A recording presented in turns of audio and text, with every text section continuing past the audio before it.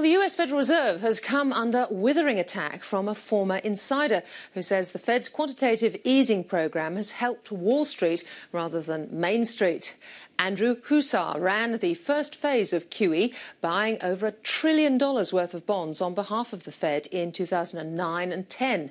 But he says there's limited evidence QE has worked and argues the Fed has become too close to Wall Street. Neil Woolridge reports.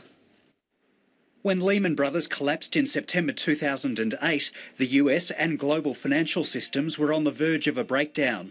During those darkest days of the global financial crisis, the US Federal Reserve stepped in, announcing its first quantitative easing program. Its goals were twofold: to stabilise the US banking system and make credit cheaper and easier to get. Very quickly into QE1, it became obvious that it wasn't achieving the secondary goal of making credit more accessible to Americans. In fact, credit was continuing to shrink. So even though the banks were stabilizing, we were still seeing some credit contraction. Andrew Huszar is a former Fed employee who was called back in to manage the $1 trillion bond buying program in 2009.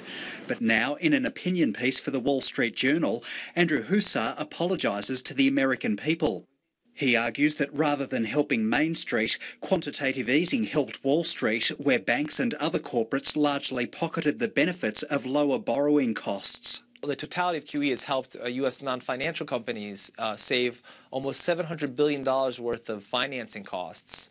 And yet what we're seeing in the U.S. is these companies are basically keeping the cash on their balance sheets and not investing it back into the economy and hiring. Some economists say QE has added as little as 1/4 percentage point to America's growth rate over 5 years, although the Fed thinks it's more like 3 to 4% in that time. However, we are still far from where we would like to be, and consequently, it may be some time before monetary policy returns to more normal settings. So the Fed's outgoing chair and his likely successor remain committed to the program. I consider it imperative that we do what we can to promote a very strong recovery.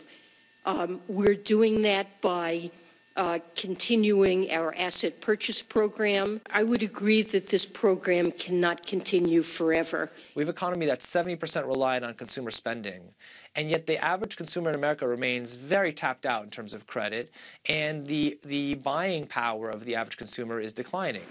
And Andrew Huszar says quantitative easing is also masking the structural reforms the American economy needs to make it more competitive. Our economy, for example, was first in the world in competitiveness 5 years ago. Today it's 7th.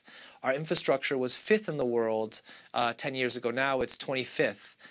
We were first in the world in college graduates 40 years ago. Now we're 14th.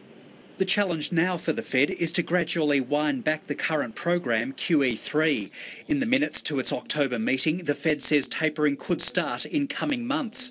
But over the past half year, any suggestion the Fed might taper has caused sharp gyrations on global markets. I can't say whether we're in bubble territory, but I can tell you if we keep on going this way, we will get there, and relatively soon. So hang on to your hats, with expectations growing that tapering could begin as early as next month.